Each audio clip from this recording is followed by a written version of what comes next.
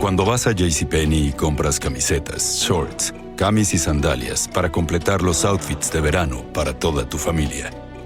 No solo estás comprando camisetas, shorts, camis y sandalias para completar los outfits de verano para toda tu familia. Estás comprando la última moda para días largos de sol y atardeceres en familia. La prueba está en el recibo. Sí, es JCPenney. La mafia.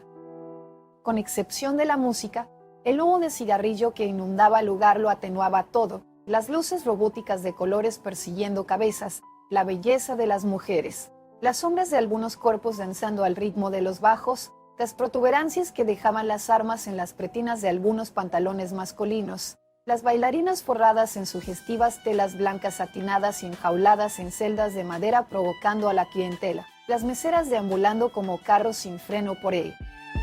Saloni haciendo malabares con una bandeja repleta de licores y bebidas. Lo único que permanecía incólume ante el humo era la música estridente que hacía saltar los corazones de quienes pasaban cerca de las columnas de sonido, algunas de las cuales alcanzaban los 2 metros de altura. En la discoteca de Marras, las mesas estaban distribuidas alrededor de una pista de baile redonda y llena de incrustaciones de luces multicolores en el piso. Sin embargo, algunas de ellas, semi-escondidas y sospechosas en los rincones del lugar, parecían reservadas, a perpetuidad, a personajes de quienes solo se advertía su silueta mezclada con humo, carcajadas y constantes timbres de teléfonos celulares.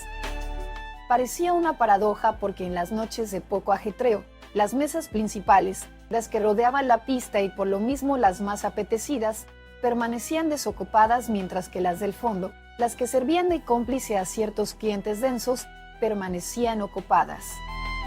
Eran las mesas de los traquetos. Estaban enclavadas cerca de una salida secreta de emergencia por donde entraban los suministros para el lugar y se hallaban alejadas de la entrada principal. Estas mesas eran propicias para no dar carga, para advertir la llegada del enemigo, la entrada de la policía, para medir la fidelidad de las mujeres. En una de ellas se encontraban el Titi y Clavijo con sus novias oficiales, las hermanas Ahumada. El primero con Marcela y el otro con Catherine. Las Ahumada, sin duda alguna, eran las mujeres más hermosas de Pereira y nada de raro tiene que, de la tierra entera y sus alrededores también. Por sus rostros perfectos y cuerpos esculturales nada tenían que envidiarles a las modelos y reinas más famosas y bellas del país y del mundo. Marcela, por ejemplo, parecía la encarnación de la Virgen María, solo que su melena era mucho más larga, brillante, lacia y rubia. Tan lisa como un mantel de terciopelo, tan brillante como un resplandor del sol sobre una carretera de asfalto en verano. Tocaba moverlas para no confundirlas con estatuas de cera con sus detalles exactos y la piel perfecta y sin defecto alguno. Sus ojos amarillos y profundos y sus párpados amplios, del color de la arena, parecían un remanso paradisíaco del que difícilmente se podía salir con el corazón ileso. Sus pestañas eran tan largas, pobladas y encrespadas que lucían como una palmera incólume en una playa sin viento. Sus labios parecían un par de fresas pegadas y sus dientes, organizados con arte, parecían el teclado, sin sostenidas, de un piano nuevo. Aunque no era de gran estatura, su cuerpo parecía una escultura en mármol de Carrara firmada por Miguel Ángel.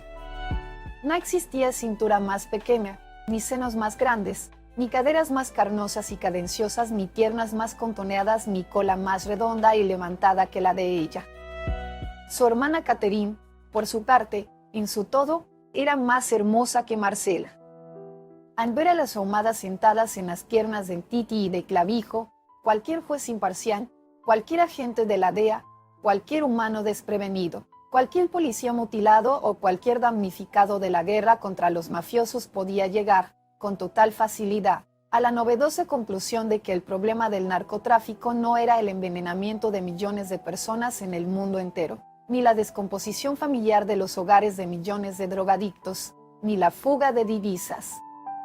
del erario de los Estados Unidos, ni los cientos de jueces, policías y periodistas asesinados en México y Colombia, ni los miles de funcionarios públicos y privados infiltrados por el dinero sucio de la droga, ni las aduanas envilecidas, ni la financiación de las campañas políticas con dineros ilícitos, ni la inclusión de militares y policías en las nóminas de los capós, ni el muchacho enloquecido pegándole a la mamá y vendiendo las cosas de su casa para pagar su dosis de crack, éxtasis,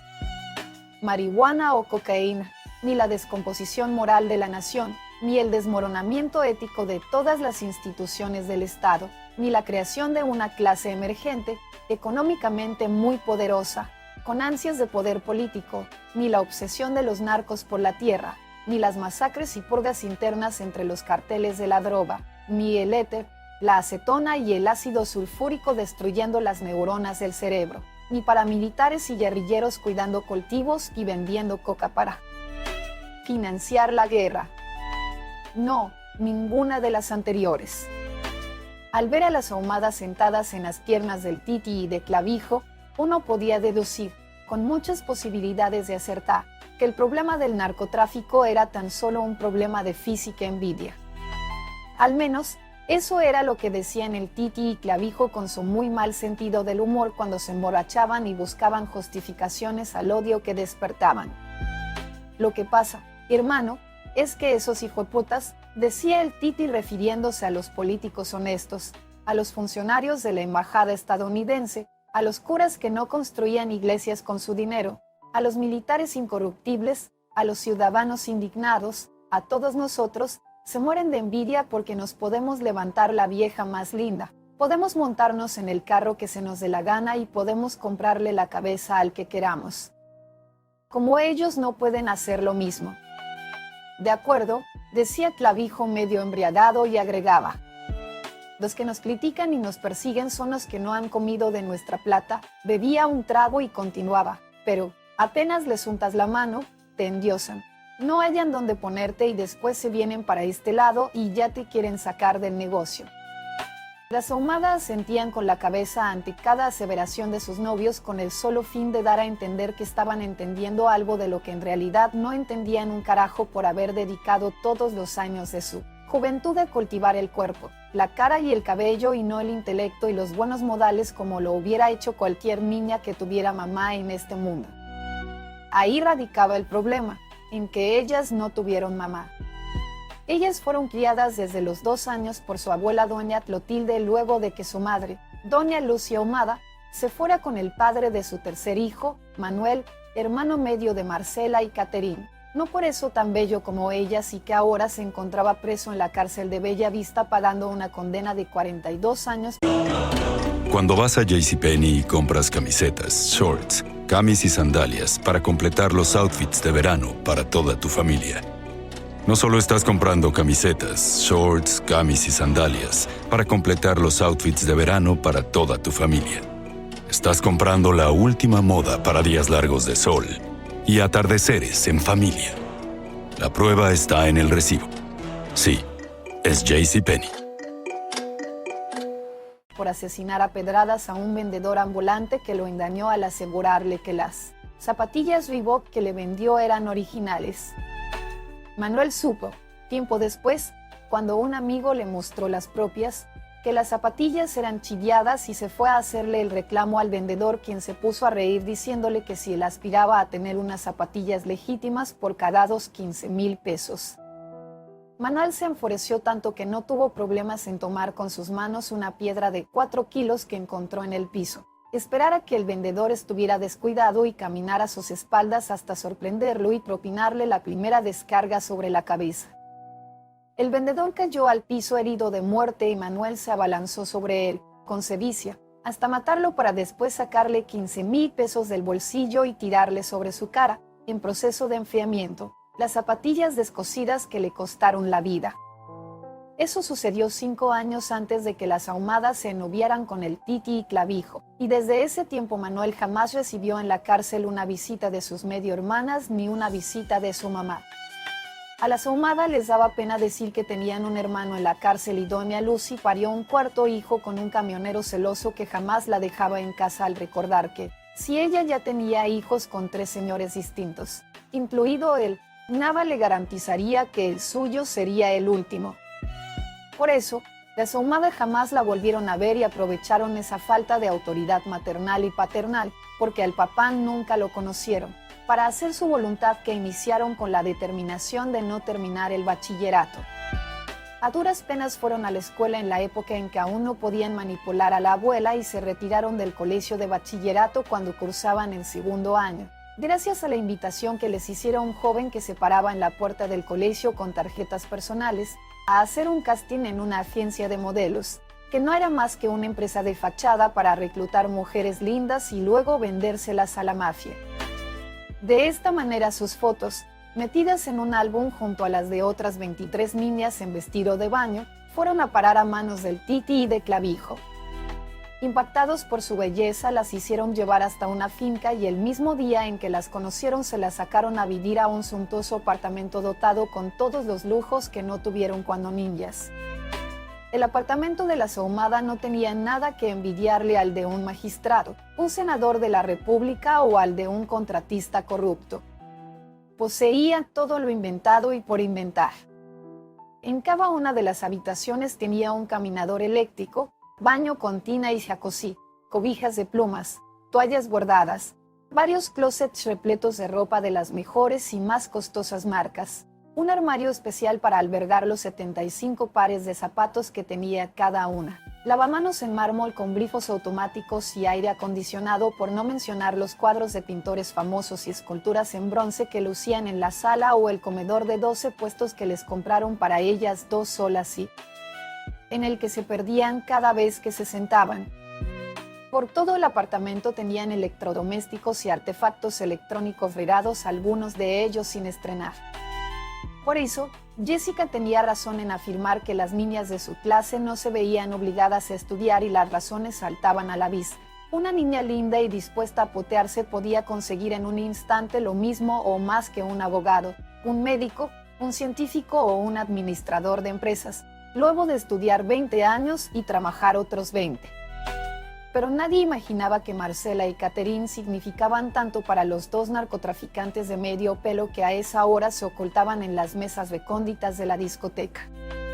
En esa sonaba alguna canción electrónica y las Ahumadas se levantaban como resortes a alar al Titi y a Clavijo para ir a bailar, pero ellos se disculpaban con argumentos de todo tipo, aunque siempre tontos, con lo que, a la final, las mujeres terminaban bailando solas en el centro de la pista sin que nadie, que conociera su procedencia, se atreviera a mirarlas.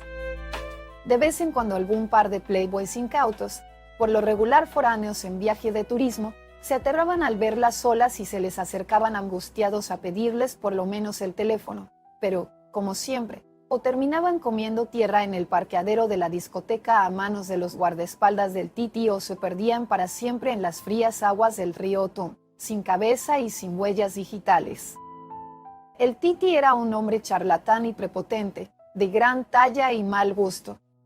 Usaba ropas de finas marcas, más por su precio que por el estilo y las tendencias que representaban, y en algunas ocasiones llegó a usar hasta 4 lociones al mismo tiempo.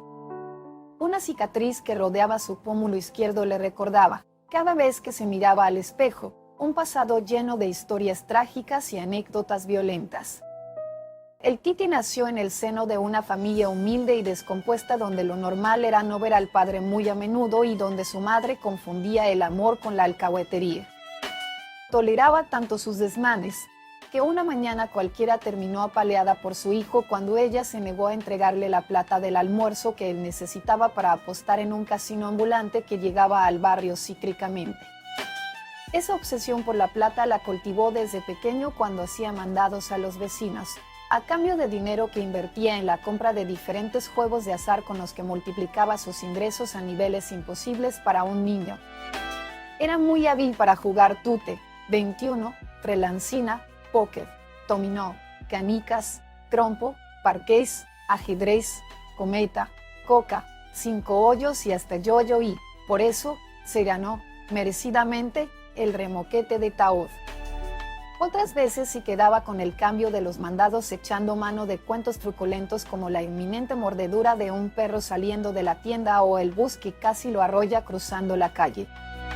Lo cierto es que nunca permanecía sin dinero en sus bolsillos, y ese imán para las finanzas lo llevó a convertirse en lo que hoy era, un raqueto de tercer orden a punto de acceder a las altas esferas de la mafia, gracias a los grandes volúmenes de droga exportada durante los últimos 2 años y a su frialdad para descontar enemigos, e incluso amigos.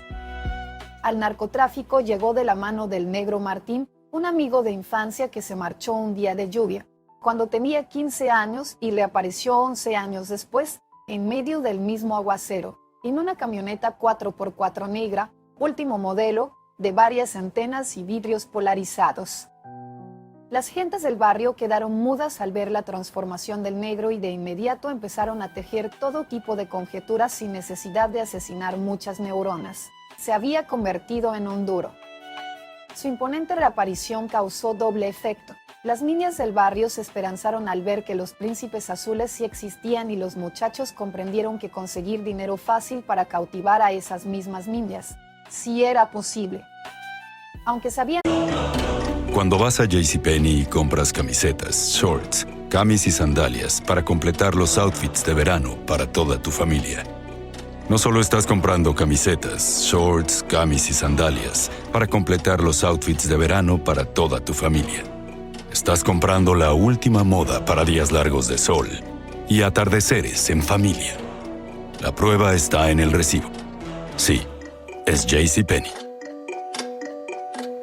El único negocio que les podría proporcionar una fortuna así, sin necesidad de ir a la universidad, ni recibir herencias ni inventar un aparato para adivinar el número de las loterías. Necesitaban conocer la fórmula y los secretos del lucrativo y maldito oficio. Por eso, el Titi se le acercó y lo saludó con la monería, recordando con pena que cuando niño lo había revolcado contra el pavimento de la cancha de la escuela por insinuarle que su madre era una puta. Pues como puede ver, parcero, le respondió con suficiencia dejando que las cosas y los hechos hablaran por sí solos. Y las cosas y los hechos hablaron tanto por sí solos, que el Titi llegó fatigado a la casa, empacó las 2 únicas mudas de ropa que no tenían rotos ni manchas y se marchó, pensando que para siempre. Casi no se despide de doña Magola, a quien le lanzó una sonrisa pícara y un beso desde la distancia y en plena carrera, cuando ella salió a la puerta limpiándose las manos en el delantal y preguntándole a gritos que para dónde iba. Como en Titi, que para entonces no se llamaba el Titi sino Aurelio Jaramillo, solo sonrió. Doña Magola esgrimió un último argumento que estuvo a punto de alejarlo de su negro destino para el resto de su vida. «Mijo, espere, no se vaya. Ya le preparé su jugo de guayaba en pura leche». Aurelio estuvo a punto de devolverse, tentado por la inteligente estrategia de doña Magola de ofrecerle su jugo preferido, al que solo una vez por semana le echaban leche en vez de agua, pero pudieron más sus ganas de volver algún día en las mismas condiciones en que lo había hecho Martín, por lo que siguió corriendo. Pasando saliva al recordar el sabor espeso y agradable de la bebida que acababa de despreciar por primera vez en su vida, Aurelio corría como loco por las calles del barrio, mientras Martín encendía el carro para partir, recibiendo por la ventana de su camioneta papelitos envueltos meticulosamente por las niñas menos tímidas de la cuadra en los que le preguntaban, que cuando vuelve, que no sea tan creído, que cuando me da una vuelta en ese carrazo que, a propósito, está muy lindo, que si tiene novis, que si la quiere, que no se vaya a volver creído porque ahora tiene plata y un sinnúmero de inocentes blasones más, acordes para la época en que los narcos despertaban más admiración que odio y cuando ninguno de ellos se había quedado aún en las cabezas de una generación entera de mujeres. Cuando Aurelio llegó a la casa de la mamá de Martín, el carro del negro arrancaba, aunque despacio, como si quisiera darle una esperita, pero cumpliendo la promesa de irse sin él si no volvía en 5 minutos. 4 o 5 años pasaron sin conocerse noticias del Titi, por lo que su ausencia se prestó para todo tipo de conjeturas. Alguien aseguró que lo había asesinado una pandilla de Cali por robarle un reloj de oro que nadie supo de dónde sacó. Otros decían que estaba combatiendo al gobierno desde un frente guerrillero instalado en la frontera con Venezuela, país al que huían cuando lo estimaban necesario, aprovechando algunas coincidencias ideológicas con su gobernante. Otros afirmaron que combatía a esa misma guerrilla desde las filas de un grupo paramilitar al que estaban llegando muchos narcotraficantes en paracaídas buscando un estatus político que los blindara de una segura extradición a los Estados Unidos. Un funcionario del gobierno aseveró que permanecía recluido en una cárcel de España acusado de alquilar su estómago para traficar heroína.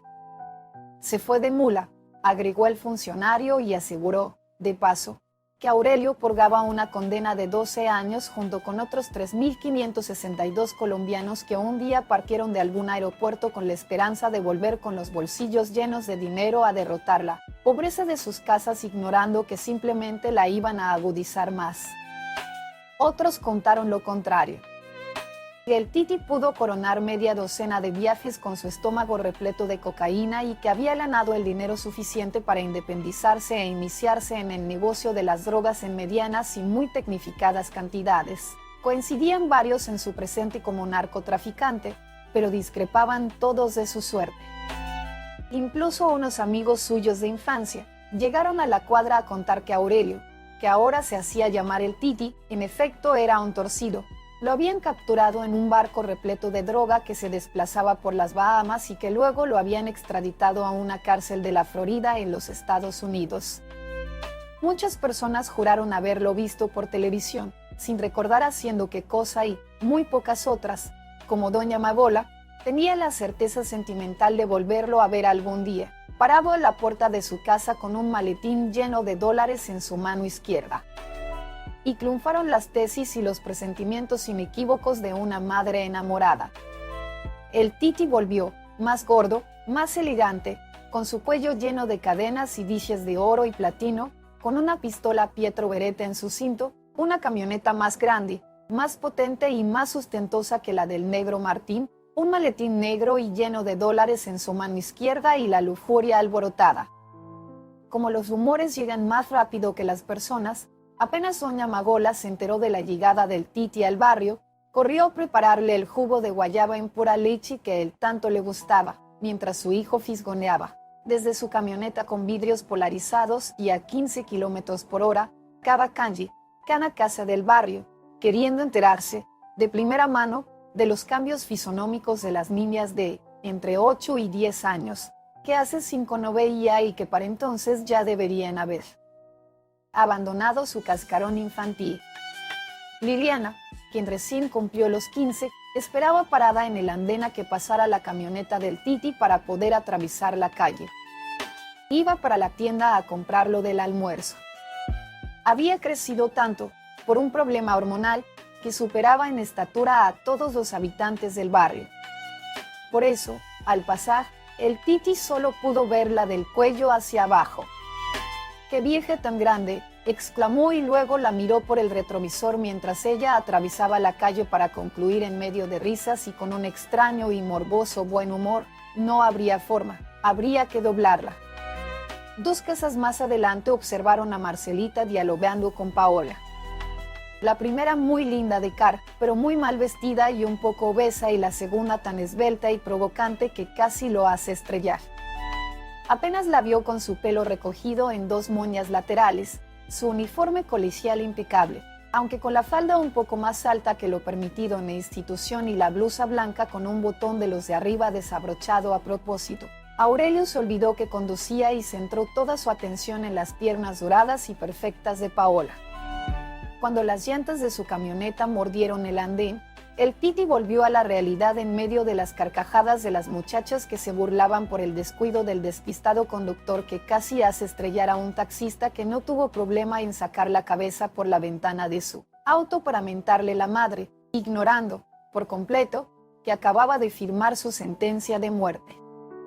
En efecto, Aurelio frenó, anotó las placas del taxi en una tarjeta y fijó de nuevo la mirada en la humanidad de Paola, que se asustó al no ver la cara de quien conducía y se entró a la casa de Marcela a toda carrera con su morral a la espalda.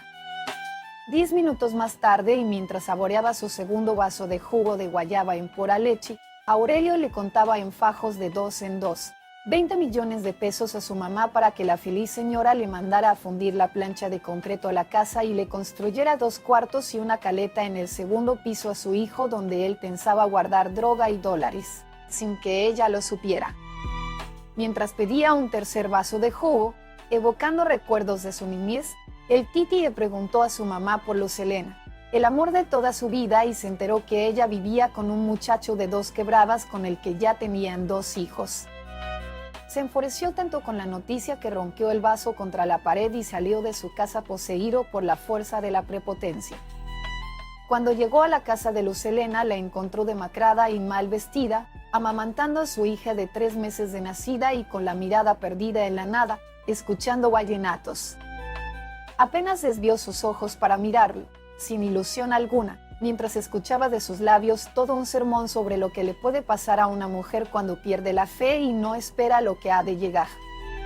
Yo pensé que usted estaba muerto, Aurelio, fue lo único que atinó a contestar con aburrimiento la resignada mujer mientras cambiaba de seno a su hija. Lo cierto es que el Titi sintió pereza de recriminarla hasta los límites que él usaba y se olvidó de ella tan pronto como observó a Paola, a través de la ventana, saliendo de su casa con su uniforme impecable de cuadros azules y blancos, su cabello tejido en 2 trenzas gruesas y largas y sus encantos femeninos a flor de piel. Cuando Aurelio se convenció de que esa podría ser su próxima diversión, quiso salir a la calle para lanzarse a la conquista de la mujercita, pero un bus se la llevó a toda velocidad sin darle tiempo de verla o de hablarle. Luz Helena, que había observado la escena desde la misma ventana, quiso solidarizarse con la angustia de su exnovio y le proporcionó una información valiosísima para él. Es amiga de Fernie. Agradeciéndole con una sonrisa que también significaba vergüenza y venganza, el Titi atravesó la calle y caminó hasta la casa de Fernie para que lo ayudara en su deseo de conquistar a Paola. Fernie no estaba, pero sí su hermana menor, quien le abrió la puerta. Su nombre era Jessica y le encantó tanto como Paola, pero por unos instantes no pudo dejar de imaginarla como la niñita que corría por la cuadra detrás de un perro, con los calzones rotos y sucios y la cara negra de la mugre. A pesar de recordar esas imágenes, notó que la niña ya no era la misma. No obstante, sus 15 añitos ya se veía como toda una mujer. Al menos así lo decían sus senos parados como montañas, sus labios pintados de fucsia y sus miradas insinuantes, acompasadas con la mascada de un chicle masacrado y ya sin dulce. Fernie no está, pero estoy yo, le respondió la adolescente con profunda coquetería, a lo que el Titi contestó con algo de morbo mirándola por entre el cañón sin arrugas de sus senos que, aunque pequeños, parecían 2 rocas. Pero es que usted no me sirve para lo que me sirve Fernie, mamita. Ah, no. Eso es lo que usted cree, parcero, le replicó insinuante mientras Luz Helena, que seguía amamantando a su bebé, observaba la escena desde la ventana de su casa, sumida en la más grande tristeza. Al notar la coquetería de Jessica, el Titi entendió que no trataba con una niña y se despachó en piropos y propuestas hacia ella. Unos días después, luego de hacerle el amor en varios moteles de la ciudad, en camionetas, fincas y apartamentos de diferentes estilos, la mandó con uno de los guardaespaldas a un centro comercial y le hizo comprar toda la ropa habida y por haber, le giró un cheque para la operación de la nariz, otro para el implante de silicona en los senos y le cambió al cirujano un caballo de paso por la liposucción de la adolescente, no obstante que el cirujano le advirtió, con buen juicio y honestidad, Ted. Una niña de tan corta edad no se podía hacer tal cantidad de operaciones, y menos la de los senos y la nariz, porque durante la finalización de su crecimiento experimentaría cambios de tamaño en su sistema óseo que podían terminar en una tragedia estética de grandes proporciones. Jessica asumió el riesgo, el médico alienó su tesis ante la presencia de los cheques y el caballo, y el Titi no dijo nada distinto a que estuviera tranquila, porque si le tocaba volverse a operar cuando cumpliera los 18 años y sus putos huesos dejaran de crecer, él le patrocinaba la irresponsabilidad. Lo cierto es que, a 2 meses de haberse realizado al menos media docena de cirugías y tratamientos estéticos, Jessica lucía espectacularmente bella y transformada. Tanto que todas las niñitas del barrio empezaron a sufrir de envidia y a organizar planes inverosímiles para poder alcanzar el sueño de lucir tan hermosas como ella. La que más sufría con la transformación de Jessica era Paola, y cuando lo supo, el Titi sintió que su estrategia estaba funcionando. La envidia de Paola era tal que relegó el orgullo y se presentó una mañana en la casa de Jessica con el pretexto de preguntarle por qué no había vuelto al colegio. Jessica le respondió que ya no necesitaba volver a estudiar en su vida porque no se iba a mamar 10 años más, metida entre bibliotecas desesperantes, aulas calurosas, baños pestilentes y un uniforme horroroso. En medio de compañeras chismosas y envidiosas, leyendo libros de Homero, Cervantes y García Márquez, recitando de memoria poemas de Calderón de la Barca, haciendo experimentos con sapos, lagartijas y frijoles y sudando durante las extenuantes jornadas de la clase de educación física o danzas para alcanzar un título que de nada le iba a servir si no contaba con el dinero suficiente para entrar a la universidad. Paola no estuvo de acuerdo en todas sus apreciaciones, pero no tuvo dudas en aceptarlas cuando Jessica reforzó su fobia al estudio con otra andanada de críticas. Le dijo que ella no iba a seguir sufriendo con profesores que se creían los dueños de la educación del mundo y que la amenazaban con hacerle perder el año si no bailaba bien bambuco, torbellino o cumbia, si no le daba la vuelta al patio del colegio en 9 segundos y 79 milésimas, si no hacía un rollo perfecto sobre una colchoneta sudada y sin espuma. Que la educación estaba mal diseñada porque a un estudiante no deberían meterle por los ojos materias que no le gustan, que no entiende y para las que no tiene talento ni aptitudes. Que ella no seguiría estresándose con la amenaza de perder el año si no resolvía 125 operaciones de álgebra para el día siguiente, si no le calculaba al de física cuál es la fricción que maneja un carro dando una curva a una velocidad descendente de 90 a 70 km por hora en 4,5 segundos con una fuerza de 125 caballos y un peso de 470 kilos con las llantas lisas. Si no le señalaba al de geografía, en un mapamundi, el lugar exacto donde quedaban las Islas Caimán o Madagascar, si no le contaba al de historia los motivos por los que fue asesinado Alejandro Magno y si éste era homosexual o no, si no le recitaba de memoria, al de química, los elementos de la cambiante tabla periódica, si no le decía al mismo profesor cuántas moléculas de ADN conforman el genoma humano, si no le recitaba al de inglés los verbos irregulares en todas sus conjugaciones, si no le conseguía al de biología todas las especies de plantas y mariposas para meterlas en un álbum de hojas negras, si no le recitaba al de religión el cantar de los cantares, si no le descifraba al de geometría el resultado de multiplicar el seno al cubo por el coseno al cuadrado por la hipotenusa o, si no se costaba con todos los que se lo pidieran a cambio de una nota que le arrastrara el promedio. Dijo, además, que después de todo eso no se iba a acabar la vida esperando un cartón que no le iba a servir sino para adornar su habitación e inflar el ego de su mamá, porque, con seguridad, iba a terminar lavando platos o cuidando niños como lo estaba haciendo su hermana, que sí terminó el bachillerato por un sueldo miserable. Pero Paola, aunque convencida de los contundentes argumentos de Jessica, necesitaba ir más allá, conocer las alternativas distintas al estudio que Jessica le planteaba para su vida y siguió hablándole con pistas. Le dijo que a ella sí le tocaba terminar el bachillerato porque no sabía qué otra cosa ponerse a hacer. Que su mamá la mataba donde abandonara el colegio, que era la novia de un primo suyo que la celaba y le tacañaba más que el papá, que estaba desesperada con la situación económica de su casa, que pensaba a todo instante en una locura que la hiciera cambiar de vida y le puso un mundo de quejas más, esperando propuestas para no desgastarse pidiéndole que le contara cómo había logrado conseguir el dinero para las operaciones y para comprar tanta ropa. Pero Jessica solo se limitó a escucharla, por lo que Paola entró en desespero y se vio obligada a doblegarse, tratando en lo más mínimo de lesionar su ego. Hermana, ¿y usted no me puede llevar donde esos manes? Yo estoy dispuesta a hacer lo que sea con tal de salir de esta situación tan hijueputa. Jessica recordó que el Titi le vivía diciendo que se moría por estar con 2 mujeres al mismo tiempo y se aprovechó de los deseos de involución manifiesta que tenía Paola para hacerle la propuesta. ¿Cómo se le ocurre, hermana?, respondió indignada, pero su incoherencia y su debilidad la llevaron 2 días después hasta una finca de Cartago donde el Titi las estaba esperando muerto de la dicha, lleno de whisky, comida, música variada, cocaína pura y un video porno con el que les iba a explicar, veladamente, a sus 2 invitadas lo que debían hacer, sin necesidad de recurrir a las palabras. Un mes después, Paola ya tenía puestas sus tetas de silicona y se paseaba orgullosa con ellas por toda la cuadra mientras Vanessa, Ximena y Catalina especulaban sobre el origen del dinero invertido en la cirugía.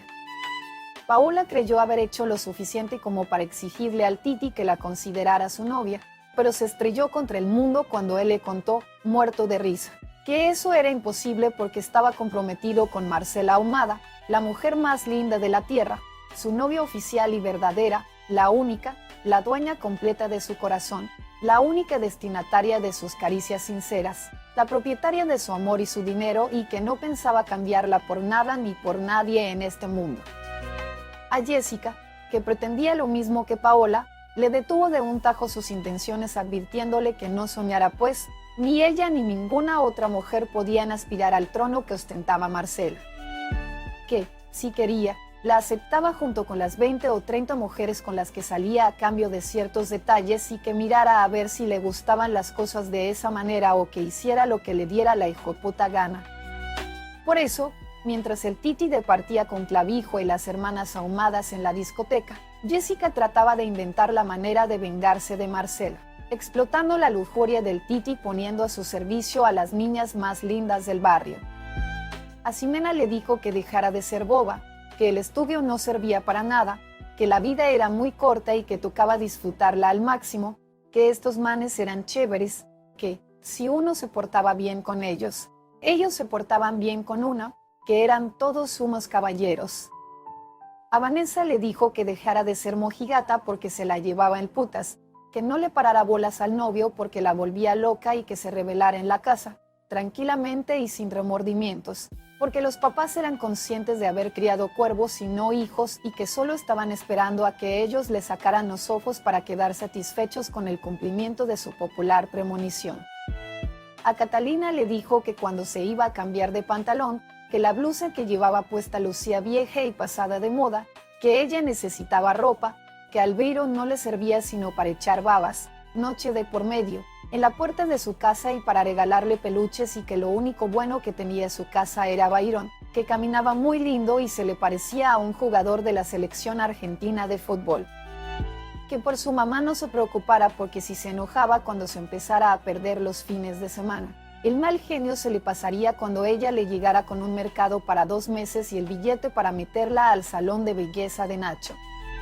A Paola no tuvo que decirle nada más porque ella conocía las mieles del éxito, que para ella significaba acostarse con un traqueto y porque, desde el día en que conformó el trío con Jessica y el Titi, se enteró por boca de él mismo, que fue ella la primera mujer del barrio en la que se fijó el ahora multimillonario traquetico y eso le bastaba para vivir orgullosa el resto de su vida.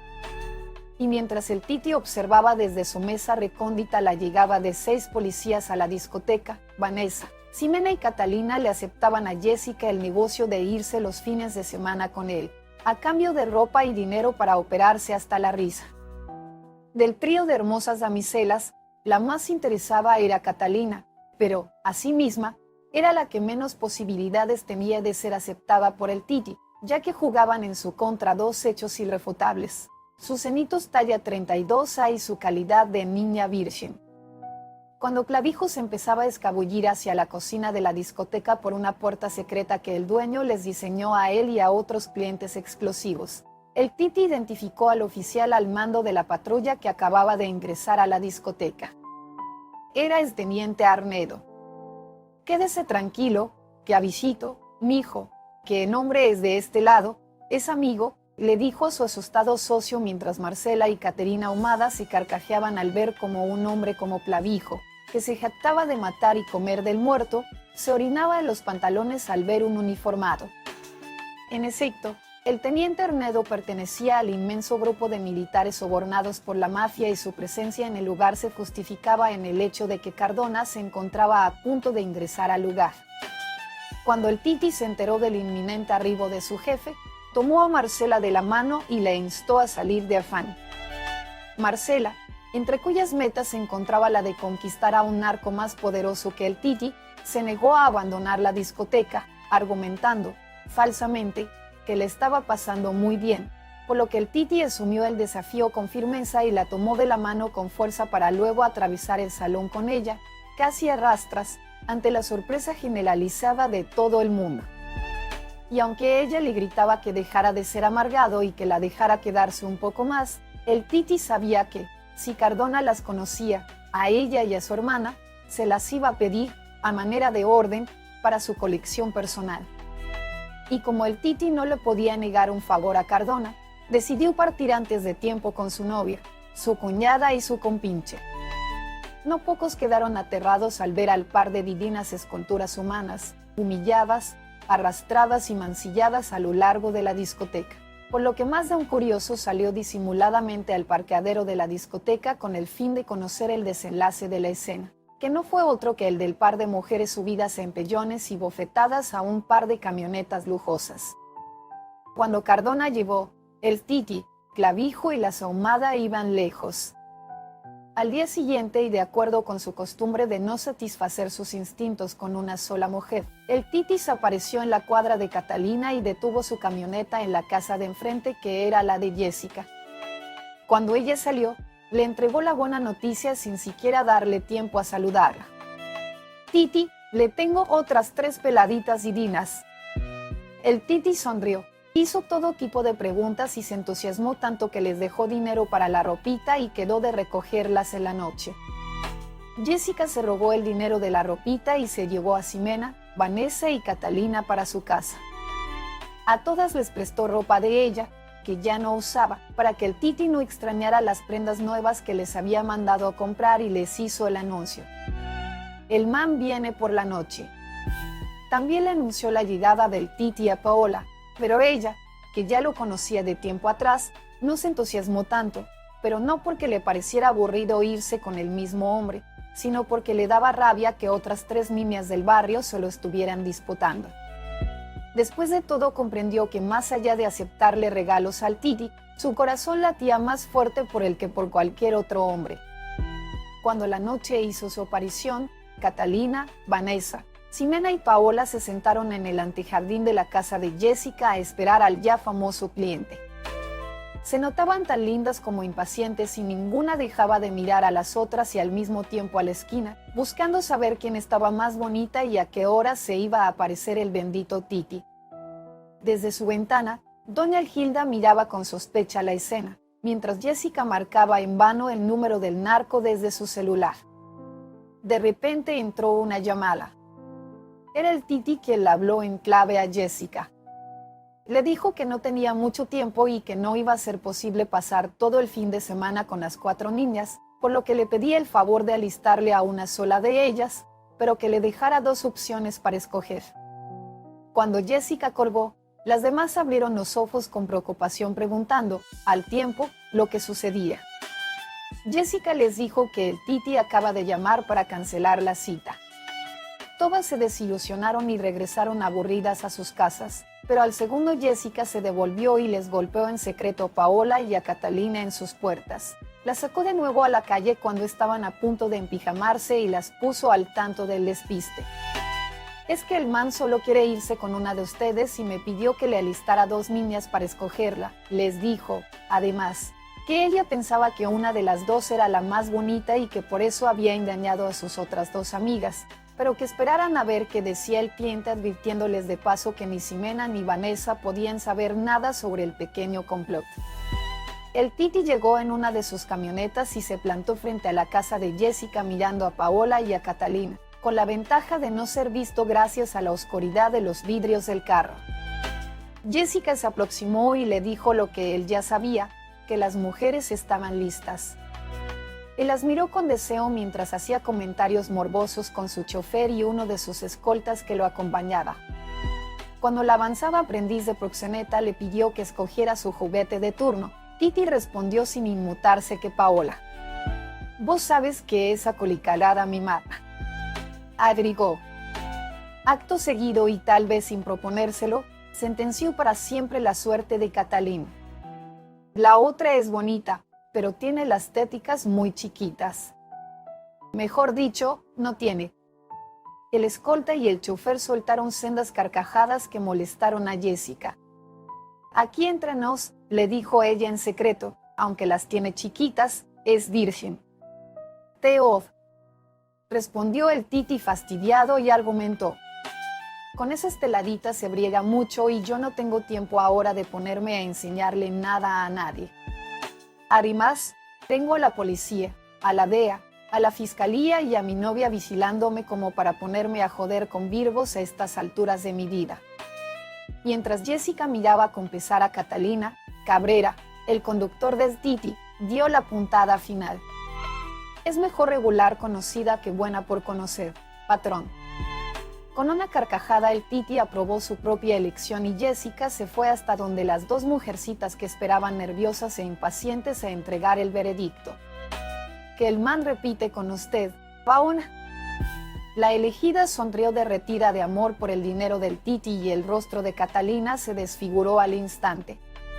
Cuando la camioneta arrancó con una Paola sonriente a bordo, Catalina preguntó con un sentimiento de frustración mezclado con impotencia y rabia sobre el porqué de la elección del Titi y Jessica no tuvo reparo alguno en contarle la verdad sobre el delirio de sus amigos narcos por las mujeres tetonas. Ese fue el día en que Catalina se propuso, como meta única en su vida, como fin último de su paso por este mundo, conseguir el dinero para operarse los senos y convertirse en la novia de un traqueto. No pasaría desde entonces segundo de su vida sin que ella pudiera imaginar cosa distinta a su imagen frente al espejo con un par de senos que intentaran reventar sus brasieres. Mientras Paola departía con el Titi en una finca con 24 habitaciones e igual número de baños, conociendo el dinero envuelto en cajas y aterrándose por las extravagancias más inimaginables, y mientras Catalina masticaba su rabia por no haber sido elegida, tratando de sobrellevar su noviazgo con Albeiro y las relaciones con su mamá, y mientras Jessica buscaba con afán más mimitas para el harén del Titi, Mariño, el esperado Mariño, aterrizó en el aeropuerto El Dorado de Bogotá, procedente de Ciudad de México, junto con 3 amigos más, ellos y manitos de pura cepa, muy distintos a los galanes de rasgos finos que se veían en las novelas hechas por cantidades en ese país. Esto es, gordos, bajitos, cabezones, aindiados, yucatecos, uno de ellos con incrustaciones de oro en los dientes y todos con ropa costosa, pero no elegantemente vestidos, con los pelos de la cabeza negros, lisos, medianamente largos y gruesos como chuzos. Mariño era la mano derecha de Titi.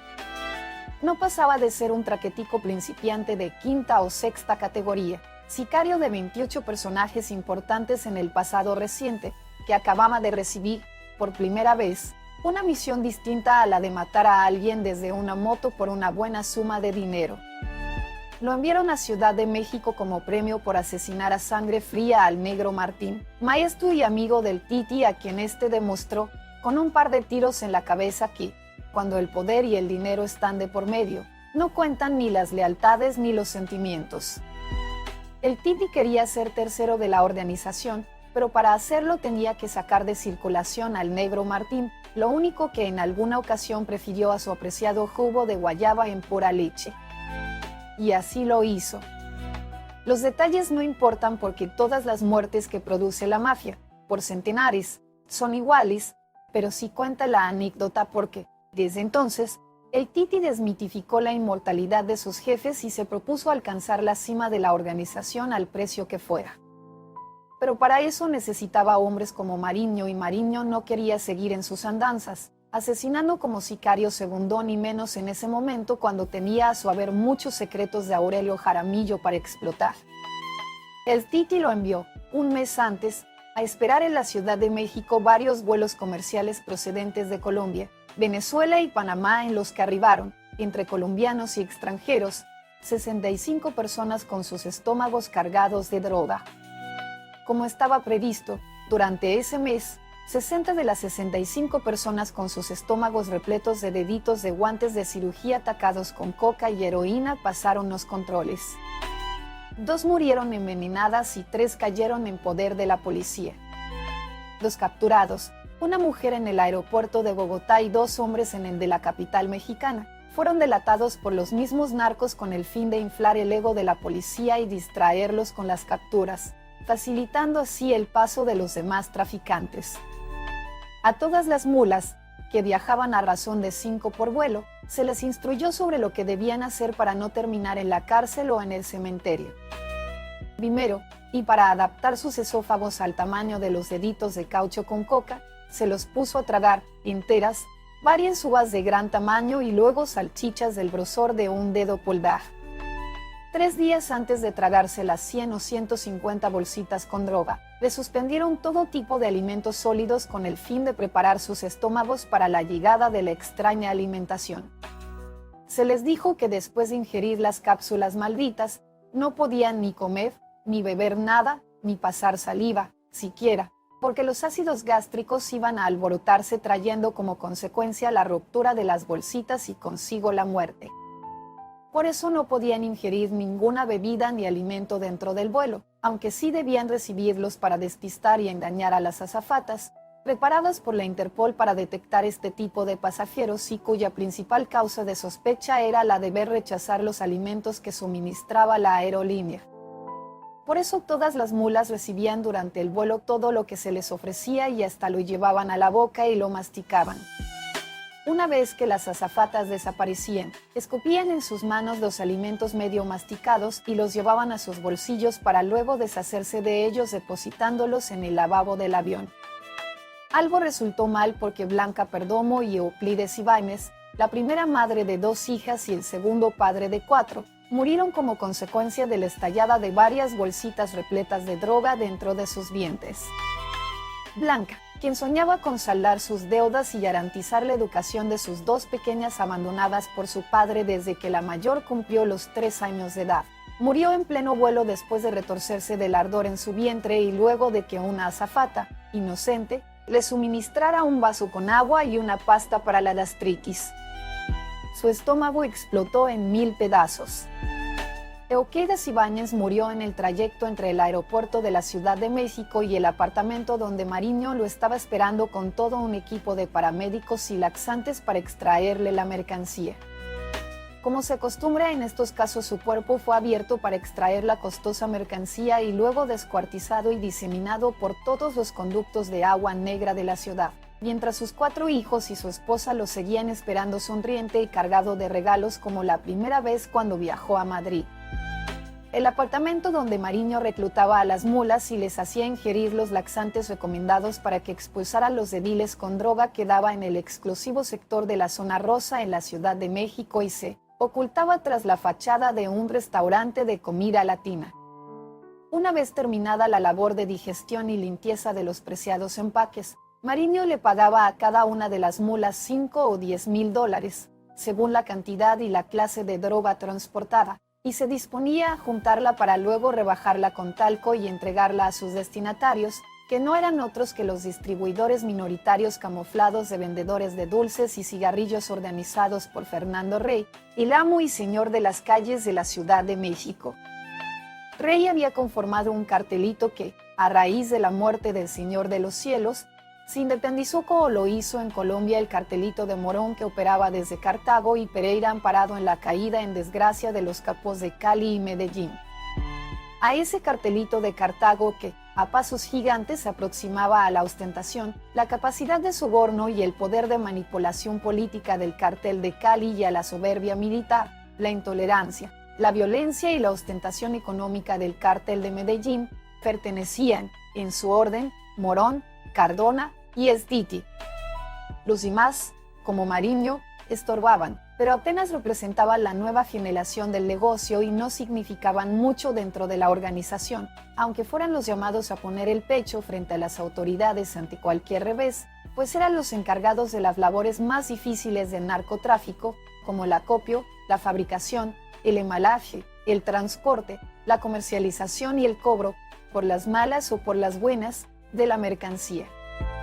Aunque los nuevos narcos no eran menos desafiantes que los miembros de los desmantelados carteles de Medellín y Cali, sí eran más cautelosos, menos ostentosos y se podría decir que más inteligentes y más escorridizos. No repetían ya, por ejemplo, la historia del narco que no fue aceptado en un prestigioso club social de la ciudad de Cali y que en un ataque de soberbia mandó a construir un club idéntico para él solo en una de sus fincas. Ni la historia de otro narco que mandó a construir en Caquetá, departamento enclavado en las selvas colombianas, una plaza de toros utilizando los mismos planos arquitectónicos de la Plaza de Toros de las Ventas de Madrid, España.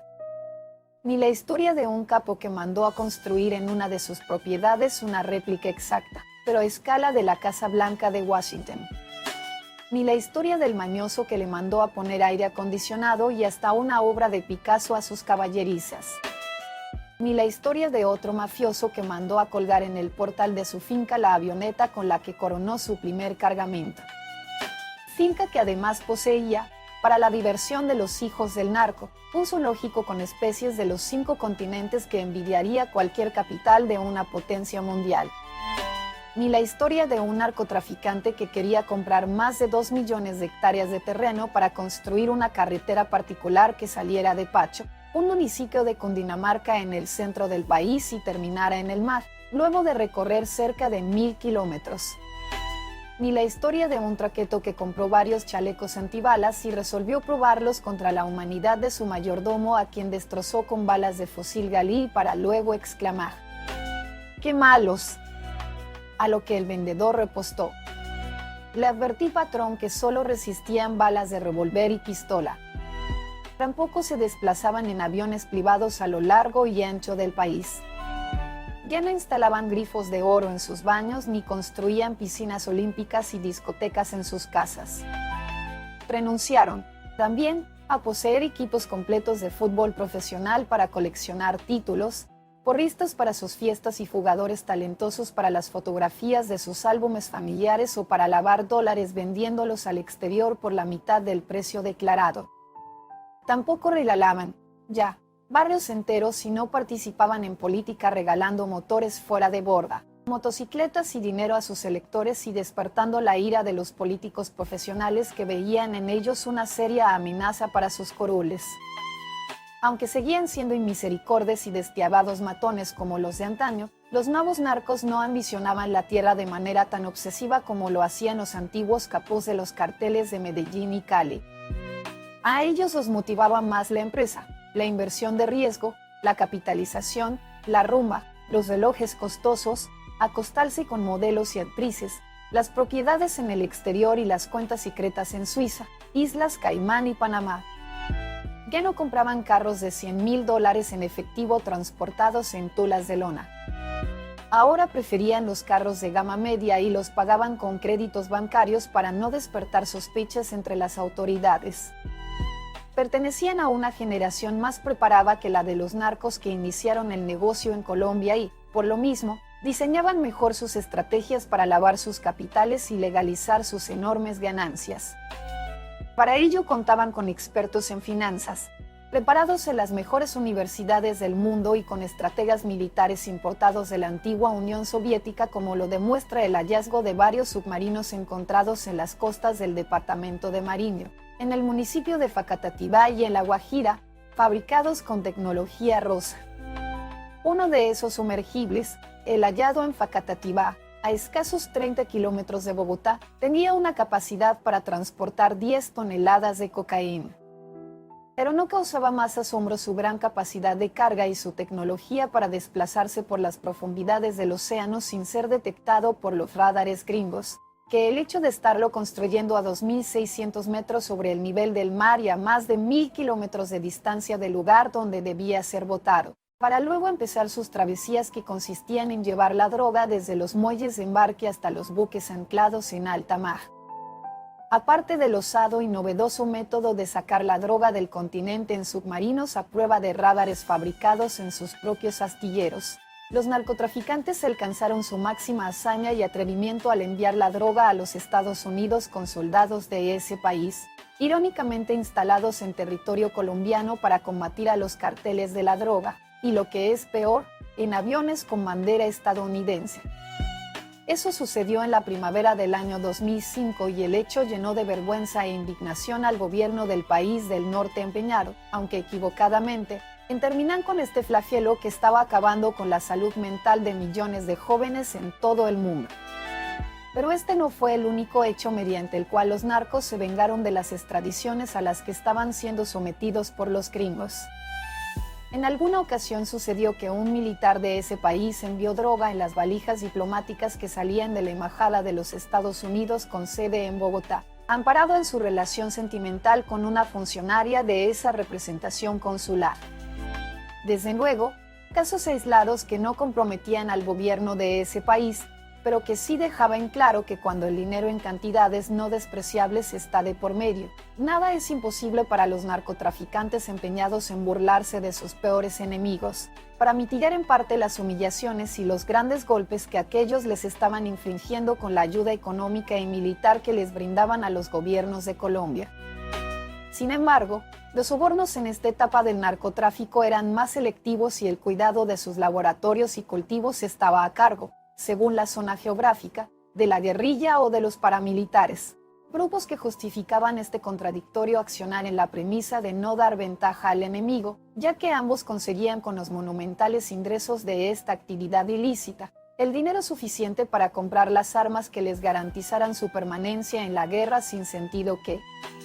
desangraba a la patria y que ya cobraba la vida de más de 1 millón de personas desde los años 60 y el desplazamiento de 3 millones de colombianos desde los años 80. Ningún otro país del mundo vería caer asesinados en un lapso de 9 años, entre 1986 y 1995, a 5 candidatos presidenciales: Jaime Pardo Leal, Luis Carlos Galán, Carlos Pizarro, Bernardo Jaramillo y Álvaro Gómez Hurtado, quienes se atravesaron con valentía en el camino de los osados y soberbios narcotraficantes de los carteles de Medellín y Cali.